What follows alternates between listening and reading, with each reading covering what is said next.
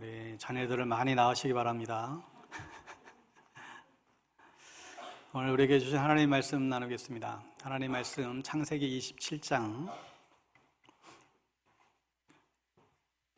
구약성경 창세기 27장 1절에서 14절까지 말씀만 보겠습니다.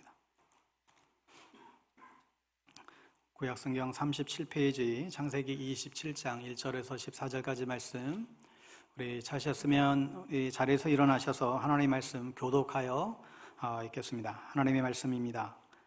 이삭이 나이가 많아 눈이 어두워 잘 보지 못하더니 맏아들 에서를 불러 이르되 내 아들아 하매 그가 이르되 내가 여기 있나이다 하니 이삭이 이르되 내가 이제 늙어 어느 날 죽을는지 알지 못하니 그런즉 내 기구 곧 화살통과 활을 가지고 들에 가서 나를 위하여 사냥하여 내가 즐기는 별미를 만들어 내게로 가져와서 먹게 하여 내가 죽기 전에 내 마음껏 내게 축복하게 하라. 이삭이 그의 아들 에서에게 말할 때에 리브가가 들었더니 에서가 사냥하여 오려고 들로 나가매 리브가가 그의 아들 야곱에게 말하여 이르되 내 아버지가 내 형 에서에게 말씀하시는 것을 내가 들으니 이르시기를 나를 위하여 사냥하여 가져다가 별미를 만들어 내가 먹게 하여 죽기 전에 여호와 앞에서 내게 축복하게 하라 하셨으니 그런즉 내 아들아 내 말을 따라 내가 내게 명하는 대로 염소떼에 가서 거기서 좋은 염소 새끼 2마리를 내게로 가져오면 내가 그것으로 내 아버지를 위하여 그가 즐기시는 별미를 만들리니 내가 그것을 내 아버지에게 가져다 드려서 그가 죽기 전에 내게 축복하기 위하여 잡수시게 하라. 야곱이 그 어머니 리브가에게 이르되 내 형 에서는 털이 많은 사람이요 나는 매끈매끈한 사람인즉 아버지께서 나를 만지실진데 내가 아버지의 눈에 속이는 자로 보일지라 복은 고사하고 저주를 받을까 하나이다. 어머니가 그에게 이르되 내 아들아 너의 저주는 내게로 돌리리니 내 말만 따르고 가서 가져오라. 그가 가서 끌어다가 어머니에게로 가져왔더니 그의 어머니가 그의 아버지가 즐기는 별미를 만들었더라. 아멘.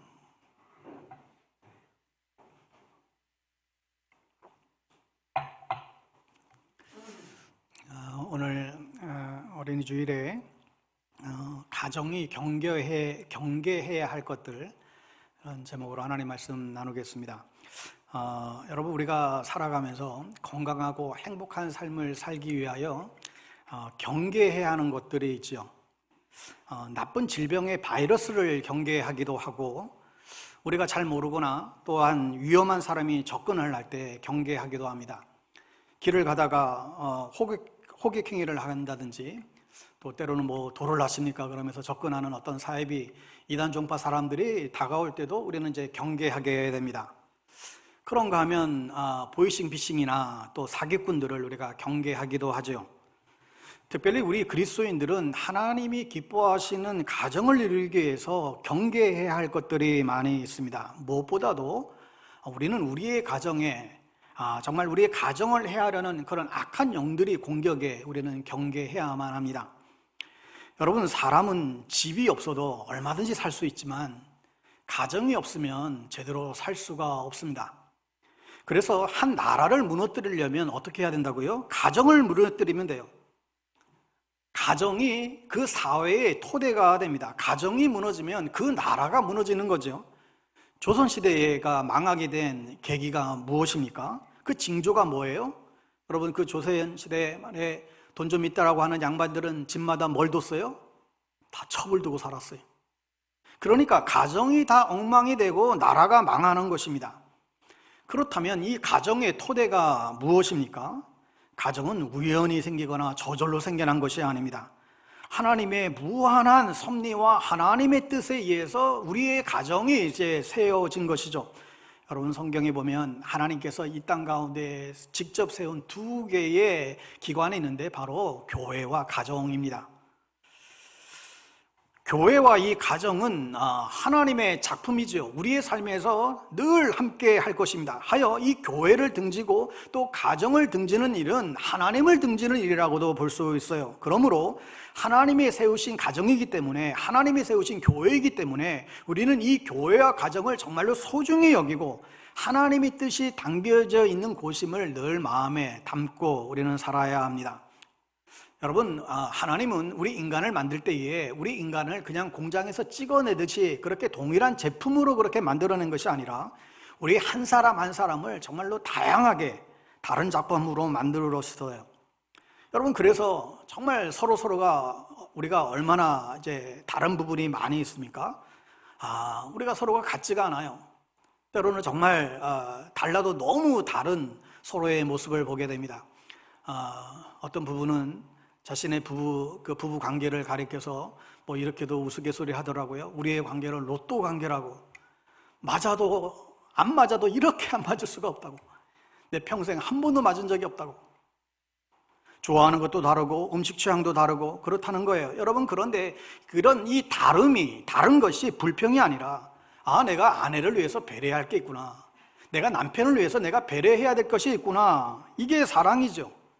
여러분, 다 똑같으면 뭔가 맞출 것도 없잖아요. 그러면 무슨 사랑에 어떤 의미가 있겠어요? 나는 먹기 싫어도 상대방을 위해서 때로는 먹기 싫은 음식도 같이 먹어주고, 이게 배려죠. 이게 상대방을 위한 사랑입니다. 여러분, 가위바위보를 애들이 하잖아요. 여러분, 가위바위보를 할 때 절대로 이길 수 없는 가위바위보가 있어요. 뭔지 아세요? 가위바위보, 이건 백날 며칠을 해도 이거는 이길 수가 없어요. 응? 어떤 걸까요? 거울 보고 하는 거예요. 거울 보고. 여러분, 거울 보고 가위바위보를 해보세요. 백날 해도 이길 수 없습니다. 다 똑같은 것을 내니까. 부부간에 부부싸움을 하면서도 똑같이 굴어요. 어느 한쪽이 져줘야 되는데 서로 이기려고 바둥거려요. 아내를 이기고 남편을 이긴들 여러분 뭐 하겠어요? 여러분, 아내를 이기고 남편을 이겨서 의시되는 사람이야말로 정말 이 쪼다 같은 인생 아니겠어요? 서로 지면 천국이 임하게 됩니다. 여러분의 가정이 천국이 되느냐 지옥이 되느냐, 이것은 서로 져주느냐 서로 이해하고 서로 양보하느냐, 이게 천국과 지옥을 갈라놓는 바로미터가 될 수 있습니다. 남자분들이 가끔 아내 몰래 비상금을 숨기곤 했던 적들이 옛날에는 많았잖아요. 비상금 숨겨놓는 그 요령을 저도 한 가지 배웠어요. 비상금을 숨겨놓을 때 비상금 봉투에다가 돈만 넣지 마시고 이렇게 쪽지 하나를 적어 넣으래요. 당신만 사랑해, 필요할 때 써. 이 쪽지를 그 봉투에 집어넣으라는 거예요. 이해하시겠어요? 여러분, 들켜도 뒤탈이 없죠. 그러면 아내가 우연히 그 숨겨놓은 봉투를 발견했어요. 그러면 당신 이 돈 뭐야? 이렇게 투정 부리지 않고 오히려 감동이 밀려오죠. 와, 내 아내가, 내 남편이 이렇게까지 나를 사랑할 줄을. 그러면서 그 봉투에 그 비상금을 쏙 빼가겠죠. 여러분, 이러면은 이건 너무 시시하고, 여러분 그래도 그 비상금을 빼가면서 한 쪽지를 적을 수 있죠. 나도 당신 사랑해, 이렇게 쪽지를 집어주면 그나마 괜찮아요. 여러분, 그런데 더 나아가서 더 좋은 게 뭡니까? 진짜 사랑한다라고 한다면 여러분, 그 쪽지에 뭐라고 쓰면 될까요? 아내가 그 돈을 빼가면서 그게 아니라 내가 너 사랑해 그러면서 돈을 더 집어넣어 주는 거예요. 이거야말로 지금 가정천국이 아니겠어요? 여러분, 우리가 서로를 배려하고 서로를 생각하는 것, 이게 이제 천국입니다. 큰 집에 살든지 작은 집에 살든지, 직업이 어떻든지, 성격이 좀 맞든지 안 맞든지, 내 음식이 맞든지 안 맞든지, 사실 아무런 상관이 없어요. 서로를 사랑하고 서로를 배려하고 하나님께서 나에게 허락하신 가장 멋진 짝이다, 가장 멋진 남편이다, 가장 멋진 아내다. 여러분, 이제부터라도 그것을 믿고 믿음으로 살아갈 수 있게 되기를 축원합니다. 사랑하는 여러분, 여러분의 가정이 건강하고 정말 행복한 가정을 이루려면 하나님의 뜻대로 이루어져야 됩니다. 하나님의 뜻을 따라 하나님을 주인 삼고 가정 천국을 이뤄가는 가정은 돈 때문에 무너지지 않아요. 때로는 사업 망했다고 무너지지 않아요. 건강 좀 안 좋아졌다고 건강 때문에 무너지지 않아요. 사실은 우리의 욕심 때문에 무너지는 거예요. 가정이 토대가 돈이 되고 무슨 명예가 되고 인기가 되고 재미가 되고 쾌락이 되게 되면 그건 다 무너질 수밖에 없게 됩니다. 가정이 가정되게 하는 것, 가정을 하나 되게 하는 길은 서로 사랑하는 길밖에 없습니다.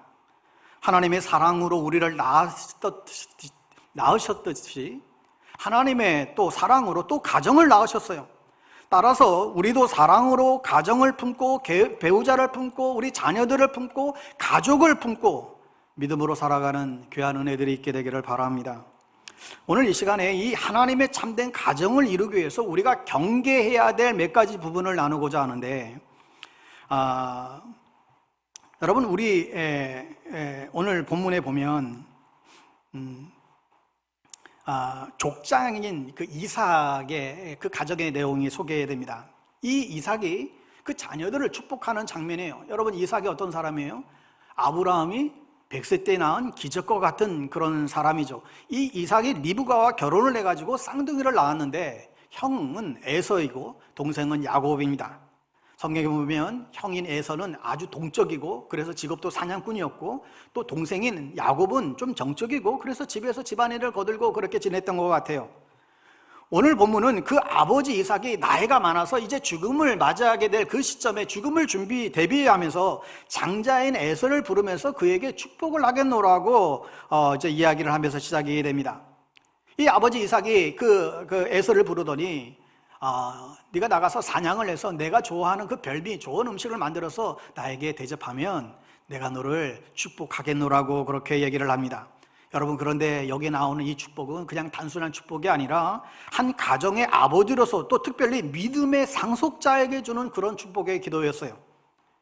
그런데 이삭은 이 중요한 축복을 하나님의 말씀에 의거해서 한 것이 아니라 그저 자기가 먹고 싶은 그 음식, 그리고 또 자기가 좋아했던 그 큰아들, 그 아들에 대한 애정 때문에 하나님의 말씀과는 정반대되는 행동을 하려고 하는 것이죠.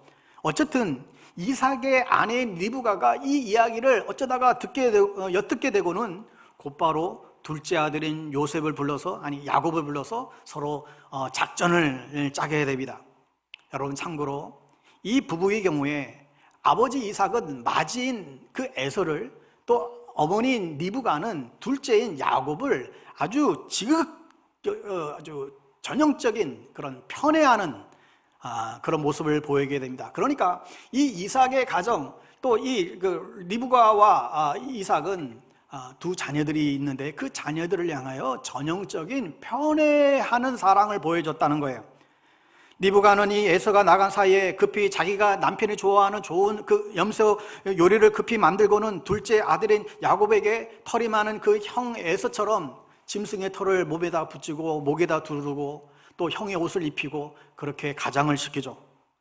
참고로 이 아버지 이삭은 지금 나이 많이 들어가지고 지금 앞이 잘 보이지 않은 시력이 거의 상실된 상황이었습니다.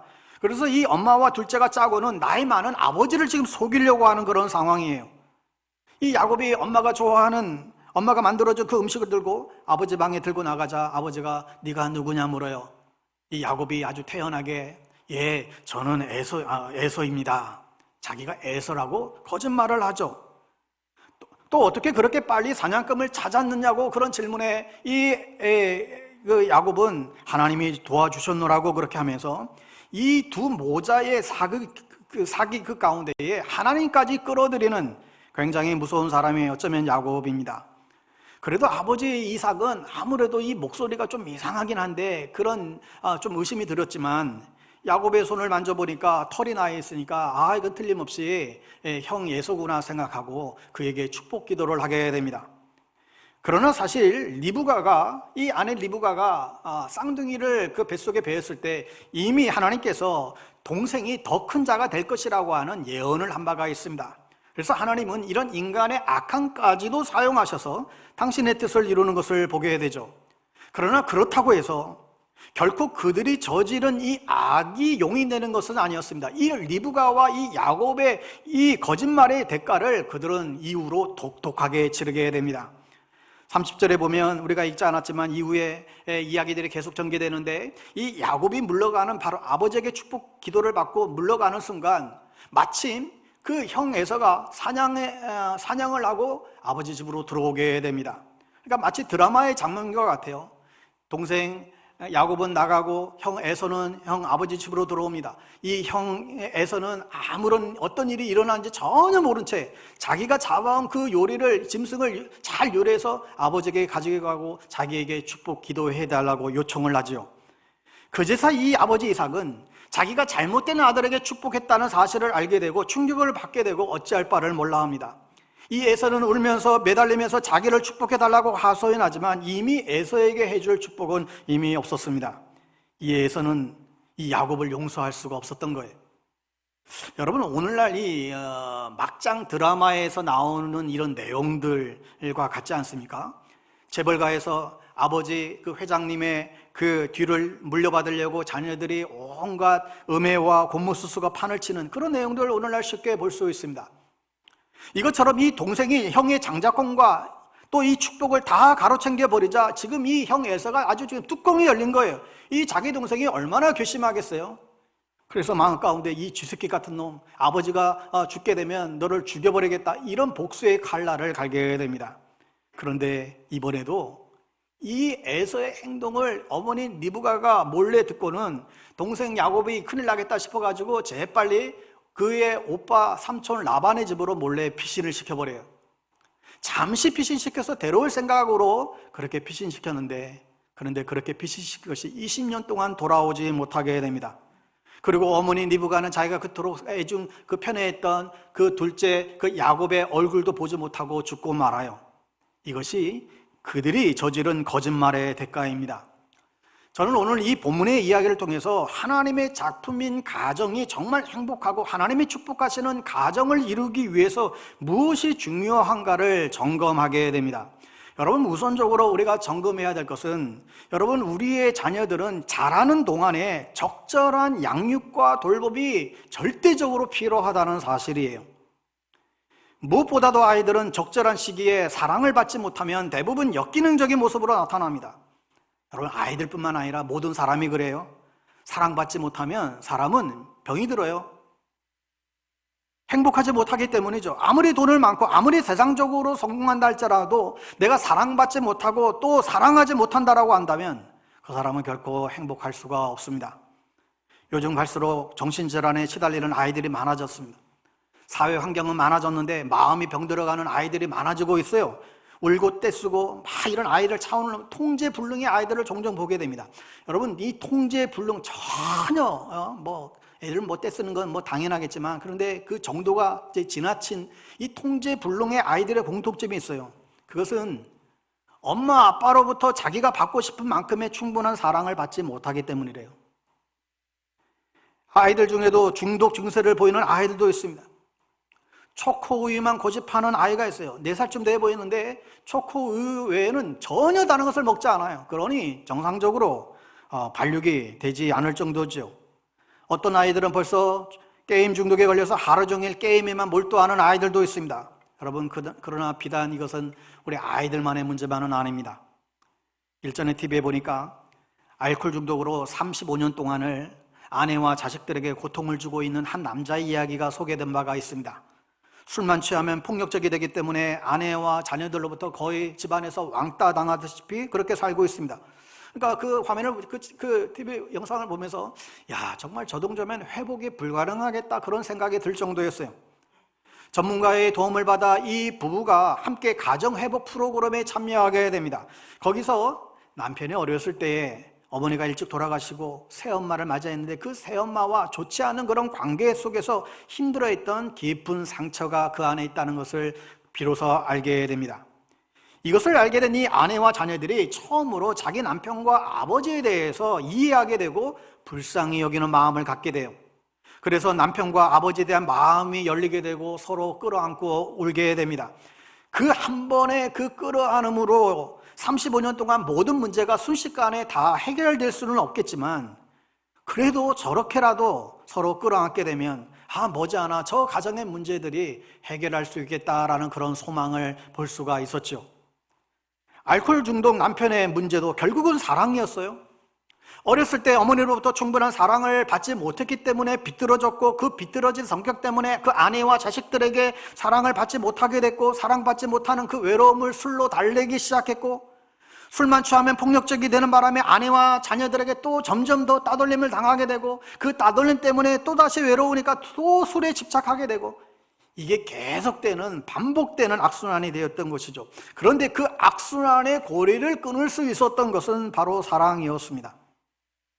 남편과 아버지의 깊은 사랑을 이해하고 그 남편과 아버지를 불쌍히 여기는 그 마음 때문에 흘린 그 눈물에서부터 문제는 풀리기 시작했죠. 남편과 아내가 서로 끌어안아주는 일로부터 그 악순환의 고리가 끊어지기를 시작했습니다. 여러분, 세상에 사랑처럼 중요한 것은 없습니다. 사람에게 사랑처럼 소중한 것도 없습니다. 사랑하고 사랑받지 못하면 절대로 사람은 사람답게 살 수가 없어요. 모든 사람은 다 사랑이 필요하죠.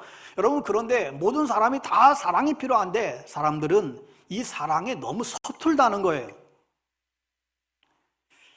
보통 서툰 것이 아니라 아주 치명적으로 서툴어요. 이 사랑을 하는 데 있어서 그냥 주는 사랑, 받는 사랑 할 것 없이 사랑에 너무 서툴다는 거예요. 그런데 그것보다도 더 큰 문제는 대개는 자기가 이 사랑에 서툴다는 사실을 인지하지조차 못하기 때문에 배우려고도 하잖아요.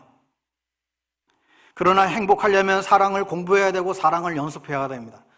사랑을 배워야 하고 사랑을 훈련해야만 합니다. 사랑을 위해서 또한 기도할 수 있어야 됩니다. 여러분, 아이들은 좋은 집에서 좋은 차를 타고 다니는 것보다 아이를 신앙 안에서 키우는 일들보다 더 중요한 일은 없어요. 왜냐하면 사람은 하나님의 말씀 교육을 통해서 비로소 온전한 사람이 되기 때문이죠. 식물은 교육 없어도 식물들은 저절로 자라나요. 짐승들도 동물들도 그냥 웬만하게만 좀 조절해주면 웬만큼 그렇게 온전한 동물이 됩니다. 여러분, 그러나 사람은 그렇지 않습니다. 유명한 정글북이라는 이야기를 우리가 잘 알고 있죠. 어떤 부모가 밀림 여행 갔다가 어린 아이를 잃어버렸습니다. 그런데 그 잃어버린 아이를 신기하게도 그 늑대 동굴의 그 정글의 늑대들이 그 아이를 키웠어요. 나중에 한참 시간이 지나서 그 아이를 발견했는데 그 아이를 발견할 때 그 아이를 인간의 세계로 데리고 왔지만 온전한 사람으로 애가 돌아오질 않는 거예요. 그 아이는 사람이었지만 늑대처럼 모든 것을 행동하고 그렇게 변해버린 것이죠. 여러분, 이건 꾸미는 이야기가 아니라 실제의 실화를 소개한 것입니다. 사람은 교육의 양과 질에 따라서 얼마나 다른 사람이 될 수 있다라고 하는 그 가능성이 있는 존재인 것을 우리는 압니다. 그러므로 우리 인간에 가장 필요한 것이 있다라고 한다면 바로 우리에게는 신앙의 교육입니다. 하나님이 우리 가정에 허락한 아이들, 그리고 우리 교회에 허락한 우리의 자녀들, 우리 학생들을 하나님의 사람으로 키우는 일에 우리는 귀중한 사명으로 알고 이 일들을 잘 감당할 수 있어야 할 것입니다. 교육학에서 하는 말이 있잖아요. 세상에 문제아는 없습니다. 문제 부모와 문제 가정이 있을 뿐입니다. 세상에 문제아는 없다. 문제 부모와 문제 가정만 있을 뿐이다. 아이들은 문제를 안고 태어나지 않지요. 부모가 자식들을 문제로 만드는 거예요. 여러분, 오늘도 말씀을 통해서 여러분 가정의 문제를 발견했으면 고쳐야죠. 믿음으로 고칠 수 있기를 바랍니다. 오늘 본문을 통해서 우리가 건강하고 행복한 가정을 위해서 정말 경계해야 될 세 가지를 우리가 발견하게 되는데, 그 첫 번째는 자녀에 대한 잘못된 사랑을 경계하라는 것입니다. 여러분, 어느 가정이든 특별한 경우를 빼고는 부모는 모든 자녀를 다 사랑하지요. 문제는 그 사랑이 잘못된 사랑인 경우가 많아요. 오늘 본문의 이삭의 가정 보았듯이 아버지 이삭은 에서를 편애하고 어머니 리브가는 동생 야곱을 그렇게 편애하면서 이 가정의 갈등이 이제 시작이 됨을 알 수 있습니다. 어머니 리브가는 장자인 에서가 받아야 될 축복을 동생인 야곱에게 주려고 형으로 위장시키고 눈이 먼 그 아버지의 축복 기도를 받게 하죠. 그러니까 자기가 더 애착을 느끼는, 자기가 더 좋아하는 자식에게 축복을 주려고 했던 거예요. 가정 안에 이렇게 편애가 심하다 보니까 그 형제 간에 우애 있게 지내는 것은 불가능한 것입니다. 여러분, 오늘 본문의 이삭과 리브가만 그렇습니까? 오늘 우리들도 아들이라는 이유로, 딸이라는 이유로, 저 녀석은 나를 더 많이 닮았다는 이유로, 내 말을 잘 따른다는 이유로 자식들 가운데 누군가를 더 편애하고 있지는 않습니까? 그런데 이 편애가 사실은 잘못된 사랑의 전부가 아니에요. 이 아버지 이삭은 에서가 자기가 좋아하는 고기를 사냥해서 자기를 별미를 대접하며 너에게 축복하겠노라고 이렇게 이야기한 것이죠. 이를테면 이것은 조건부 사랑을 보여주는 거예요. 자기한테 잘해주니까. 여러분, 이건 편애보다 더 위험하고 잘못된 사랑이에요. 여러분, 이런 조건부의 사랑은 우리 아이들을 좌절시키고 노엽게 해야 합니다. 여러분, 우리는 있는 그대로 자녀들을 사랑하려고 애를 쓰셔야 됩니다. 우리의 사랑이 학업 성적이나 무슨 행동이나 외모나 어떤 외부적인 성취 때문에 달라져서는 안 된다는 거예요. 잘나도 못나도 넌 내 사랑하는 아들이고 내 딸이라는 사실을 분명히 심어줘야 됩니다. 그런데 우리 부모들은 자기도 모르는 사이에 조건부 사랑을 할 때가 많아요. 예를 들면, 야, 너 동생과 잘 놀아야 엄마가 너 예쁘게 볼 거야. 너 공부 잘하는 너 내 아들이지. 말 안 들으면 엄마 너 미워할 거야. 우리도 모르는 사이에 조건을 달 때가 많이 있어요. 이런 조건적인 사랑은 아이를 불안하게 하고 종종 열등감이나 실패감에 빠뜨리곤 합니다. 여러분, 우리가 자녀들에게 제대로 된 사랑을 가르치도록 우리가 노력해야 합니다. 하나님 우리를 편애하지 아니하고 어떤 조건부로 우리를 사랑하지 않으셨죠. 그분은 우리가 죄인 되었을 때, 우리가 완전히 바닥 가운데 떨어졌을 때에 모든 것을 다 하시면서도 우리를 향하여 자신의 아들을 내어주는 사랑을 보여주셨습니다. 그분의 사랑은 우리의 행위와 전혀 상관이 없어요. 우리의 어떤 선행도, 우리의 어떤 악행도 하나님의 사랑에 영향을 미치지 못했음을 우리는 인식해야만 합니다. 많은 경우의 사람들은 하나님과의 관계에 있어서도 어떤 조건적인 사랑에 익숙해져 있을 때가 있습니다. 내가 더 열심히 신앙생활을 하고, 내가 열심히 봉사하고, 열심히 큐티도 하고, 열심히 내가 뭔가를 하면 하나님이 나를 더 사랑하실 것이야. 그렇지 않으면 하나님이 나를 덜 사랑할 것 같은, 아니 더 심하게 내가 하나님이 나를 더 싫어할 것 같은, 하나님이 내게 혹 벌을 내릴 것 같은, 여러분, 이런 생각에 빠지는 사람들도 있는데, 여러분, 그것은 기독교의 하나님이 결코 아닙니다. 그건 복음적인 생각이 아니에요. 우리가 정말로 나의 어떠함에 상관없이 나를 끊임없이 지속적으로 포기하지 않고 열렬하게 사랑하시는 그 하나님 아버지의 사랑을 우리가 깨달을 수 있다고 한다면 어떤 사람이든지 우리의 삶의 변화가 일어나게 되어 있죠. 그래서 우리에게 구원이 있어서 필요한 것은 우리에게 어떤 선행이나 우리의 어떤 행위가 아니라 오직 은혜이고 용서이고 사랑이 있음을 우리가 놓치지 말아야 됩니다. 그래서 하나님도 우리에게 그런 것처럼 우리도, 부모들도 가족 간에 그렇게 해야만 합니다.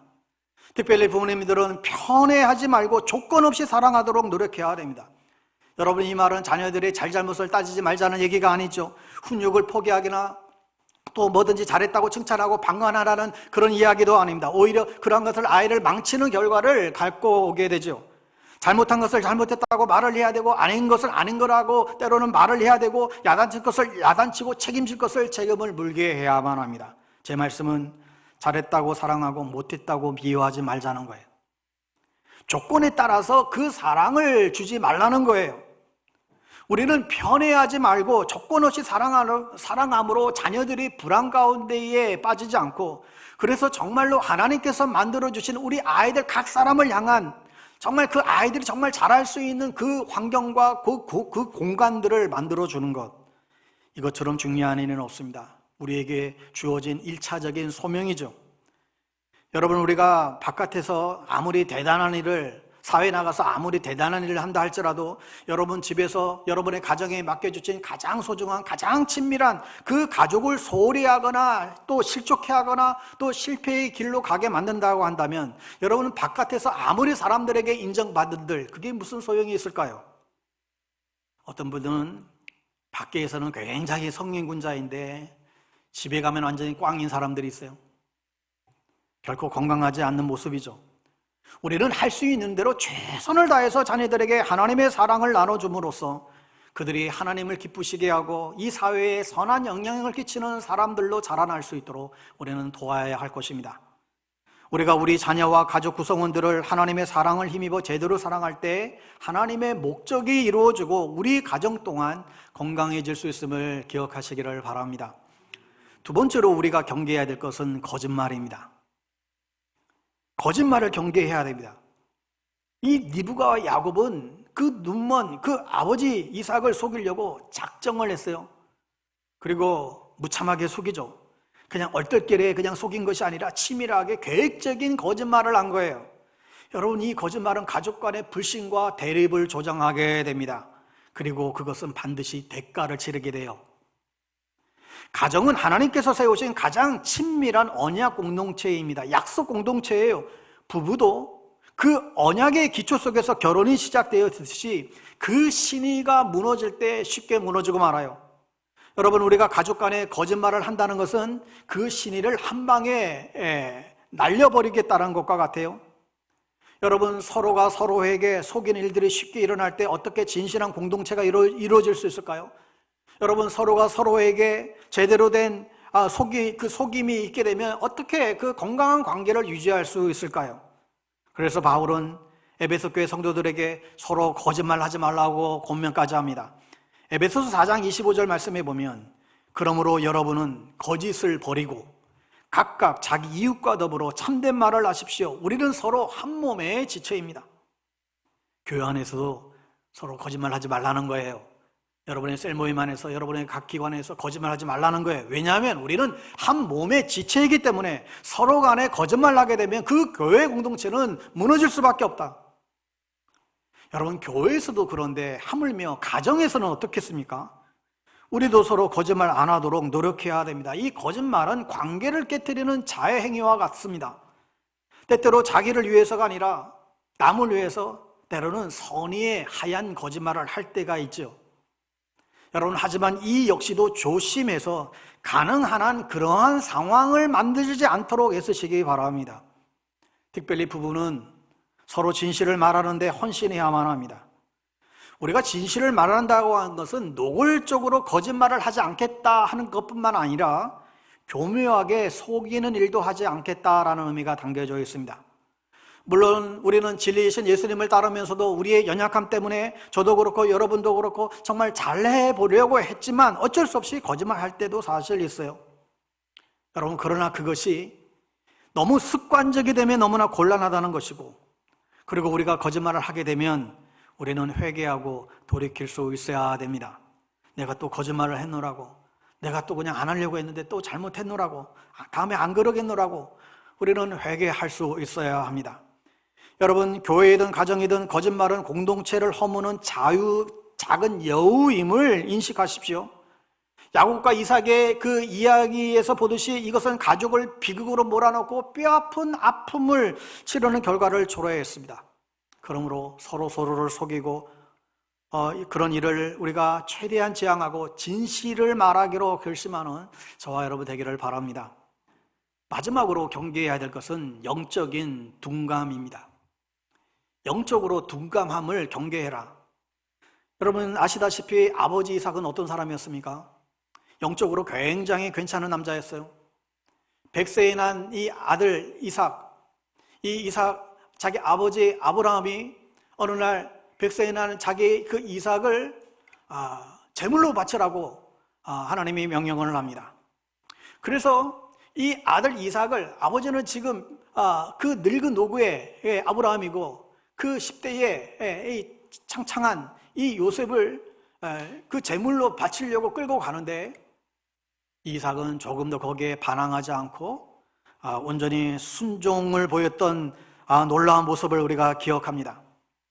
아버지가 자기를 제물로 바치는 것은 자기를 죽이겠다라고 하는 그런 장면이에요. 그러면 이 아버지는 노인이고 자기는 지금 아주 힘이 철철 넘치는 그런 10대 후반이었는데 그거 순종 안 하고, 아버지 지금 미쳤어요? 아버지 지금 뭐 하는 짓이에요? 얼마든지 아버지를 떨쳐버리고 나갈 수 있었는데 불구하고 그러지 않았어요. 아버지의 권위에 순종합니다. 그것은 하나님의 권위에 순종한 것과 같은 것입니다. 그만큼 이 이삭은 영적으로 민감했던 남자였어요. 그런데 지금은요, 영적으로 태보에서 전혀 바람직하지 않는 모습을 보여주고 있죠. 그런 하나님의 말씀이나 뜻에는 전혀 아무런 관심이 별로 없어요. 그래서 하나님의 뜻보다도 그저 자기에게 잘해주는 그 아들에게 마음이 빼앗기고 만 것을 보게 됩니다. 여러분, 오늘 본문의 이삭에게는 음식이었지만 우리에게는 각각 다른 것들이 될 수가 있을 것입니다. 그것이 돈이 될 수도 있고 어떤 자리가 될 수도 있고 자녀의 출세이든가 어떤 인간적인 성취이든가 그것이 무엇이든 간에 그런 것들이 우리를 영적으로 둔감하게 만든다는 거예요. 이삭의 영적 둔감함이 이 가정의 모든 문제를 야기시켰던 근본적인 요인이라고 해도 과언이 아닙니다. 여러분, 개인과 마찬가지로 가정도 참된 행복과 활력을 경험하기 위해서는 하나님의 말씀과 그분의 뜻에 분명하게 서고 그 뜻에 민감하게 우리는 반응할 수 있어야 됩니다. 하나님이 그 가정의 주인 되시고 그분의 뜻이 그분의 뜻을 온전히 존중을 받고 주님의 영이 충만해야 하는 것입니다. 사랑하는 여러분, 그리스도인의 가정은 하나님을 호주 삼고 온 지체, 가정의 지체들이 주님을 바라보며 믿음 안에서 하나됨을 이루어갈 때에 가장 행복한 삶을 이루게 될 줄 믿습니다. 그러나 그리스도인의 가정이 하나님의 말씀과 뜻을 무시하고 영적으로 둔감해지면 그 가정은 영적으로 빨간불이 들어왔다는 사실을 빨리 인식할 수 있어야 돼요. 특별히 이사처럼 집안의 가장이 영적인 감각이 없고 영적인 리더십을 행사하지 못한다고 한다면 정말 그 가정은 콩가루 집안이 될 가능성이 굉장히 높습니다. 저는 오늘 여기 계신 모든 아버지들은 가장으로서의 영적인 책무를 인식하고 하나님 앞에 다시 한번 헌신할 수 있기를 바랍니다. 하나님 말씀을 존중하고 하나님의 뜻에 정말 민감함으로써 그 가정을 믿음으로 바로 세우고 하나님의 그 축복을 경험할 수 있도록 이끄는 경건한 아버지들이 되겠다고 다시금 결단하는 이 시간 되기를 바랍니다. 만약에 아버지가 아직 예수를 믿지 않거나 어떤 이유로든지 그 가정에 아버지가 부재한다고 한다면 그 역할은 어머니들이 감당하셔야 돼요. 엄마가 영적인 리더로 설 수 있어야 됩니다. 여러분 기억하십시오. 우리 가정이 영적 리더로 우리가 바로 서는 것은 우리가 돈을 많이 벌어서 아이들에게 경제적인 필요를 공급해 주는 것보다도 더 중요해요. 다른 어떤 것보다 더 중요한 일입니다. 올 가정의 달에 우리 모든 가정이 건강하고 행복하고 하나님 앞에 쓰임받는 참된 가정이 되기 위하여 우리가 경계해야 될 것을 여러분 경계하십시오. 혹시 여러분의 가정에 편애와 조건부의 잘못된 사랑과 비뚤어진 사랑과 이기적인 그런 사랑과 거짓말과 속임수가 있다고 한다면 여러분 물리치십시오. 영적인 둔감함과 세속주의로부터 돌이키십시오. 그리고 주님의 은혜와 긍휼, 성령의 도우심을 구하는 여러분 되시기를 바랍니다. 그리하여 우리 모두가 정말로 주님이 축복하시는 그런 하늘 가정으로 세워주는 은혜가 있게 되기를 주의 이름으로 간절히 축원합니다. 기도하겠습니다. 살아계신 하나님, 하나님의 무한한 은혜와 섭리로 우리가 이 땅에 존재케 하여 주셨고 또 우리에게 가정을 허락해 주셔서 진실로 감사합니다. 하나님의 무한한 이 섭리와 뜻에 따라 세워진 가정인 줄 믿사오니 우리의 모든 그런 가족의 토대가 하나님의 뜻이 이루어질 수 있도록 도와주시옵소서. 우리의 모든 부모님들의 영적인 리더로서 자녀들을 세속으로부터 지켜내고 믿음으로 양육할 수 있도록 은혜를 더하여 주시옵소서. 예수님의 이름으로 기도합니다. 아멘.